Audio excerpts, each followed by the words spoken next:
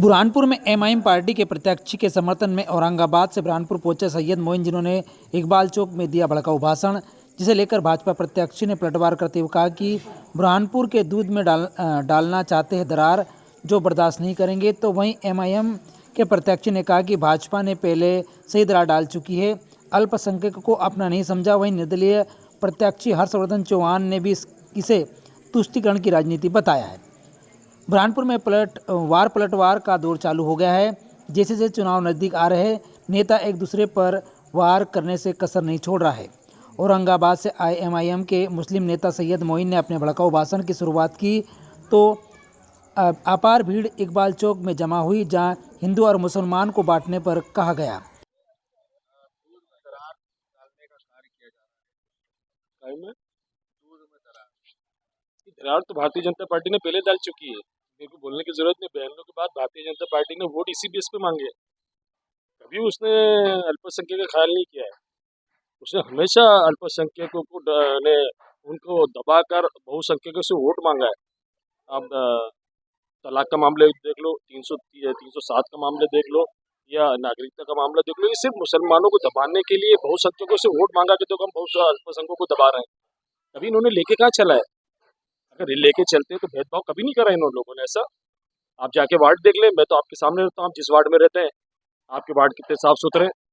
आप मेरे साथ चले, मेरा गिरबान पकड़ लेना। आप वही वार्ड चल के अल्पसंख्यकों को देखें कितने बदतर हो रहे वार्ड। ये भेदभाव किसकी वजह से हो रहा है? 20 साल तक इनकी गवर्नमेंट है।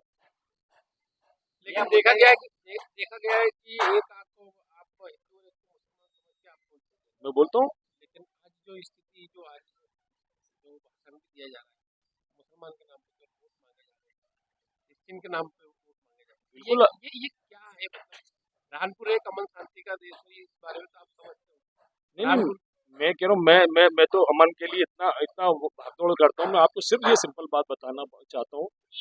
97,000 वोट में से 85,000 वोट जो सुरेंद्र सिंह को मिलते हैं, तो जब मिल्लत की बात नहीं आती।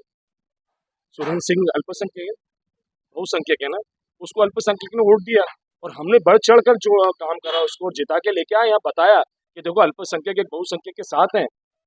और कोई बहुसंख्यक इतनी तादाद में कभी अल्पसंख्यक को वोट दिया है क्या आपने? नहीं दिया।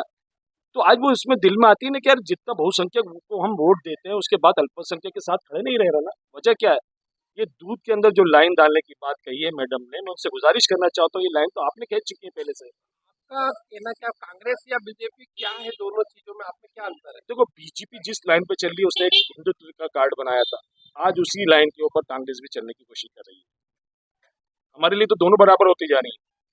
जहाँ हमारी परसेंटेज 8% की आबादी है मध्य प्रदेश के अंदर, वहाँ 2 टिकट दिए जा रहे हैं, वो भी बड़ी मुश्किल से आरिफ मसूद को दिया गया, आखिरी में दिया गया। उनको तो मीटिंग में भरपूर मीटिंग में कह दिया गया है कि आप अल्पसंख्यक की बात ना करें, बहुसंख्यक की मामला है, यहाँ पर हिंदुत्व हम चुनाव लड़ेंगे।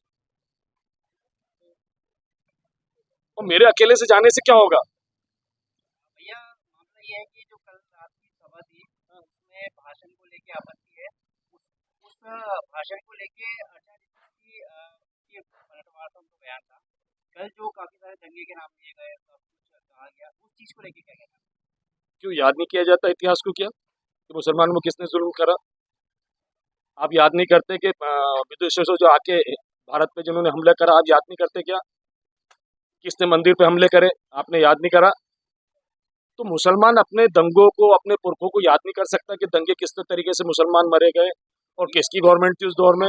ये बताना जायज क्यों नहीं है? ये बच्चे कब जानेंगे किसने किस दौर में किसने दंगे करवाए? बच्चों को इतिहास याद रहना चाहिए कि इतिहासों से ही लोग सबक सीखते हैं कि हमारे साथ किसने क्या सुलूक किया। भाजपा की सरकार ने क्या योजना जो दी, क्या सब लोगों को नहीं मिले? अल्पसंख्यकों को कोई योजना नहीं भाई, इन्होंने सिर्फ लव लेटर चलाए बुरहानपुर में 20 साल की गवर्नमेंट होने के लिए। आप बता देना, रोज एक दिन की आड़ में आप पत्रकारों को लेटर आते थे कि हम ये करेंगे वो करेंगे, हमने ये करा। अब जमीन पे वो काम दिख रहे हैं क्या आपको? अभी लाडली योजना है, आवास योजना है, ये गवर्नमेंट की स्कीम है, भारतीय जनता पार्टी की स्कीमें नहीं है। और पैसा किस तरीके से लोन लेकर गवर्नमेंट चला रहे हैं, अरबों रुपए का लोन एक एक मर्द के, एक एक आदमी के ऊपर, एक एक बच्ची के ऊपर चढ़ा हुआ है। 55,000 करीब एक आदमी के ऊपर लोन चढ़ा हुआ है मध्य प्रदेश गवर्नमेंट का। ये कौन क्या करेगा? आए दिन एक एक महीने में 3-3 चक्कर गवर्नमेंट लोन उठा रही है और गवर्नमेंट चला रही है, ना तो इनके पास सूट का आ रहा है, ना कहीं से जीएसटी का पेमेंट सेंटर गवर्नमेंट इनको दे रही है, जबकि दो इंजन चल रहे हैं यहाँ पर। मोदी जी की रैली के बाद क्या रिस्पॉन्स देखने को मिलेगा? कल मोदी जी की रैली के बाद सबके मन में गहरा ये उतर गया कि अपने लिए, देश के लिए, सबके लिए भारतीय जनता पार्टी को जिताना आवश्यक है। और जो उत्साह कल देखने को मिला, जो उमंग कल देखने को मिली, वो अद्भुत थी। देखा जाए कि कल एमआईएम पार्टी आई और उन्होंने भड़काऊ भाषण भी किए गए, तो मुस्लिम कहीं ना कहीं ये बयान,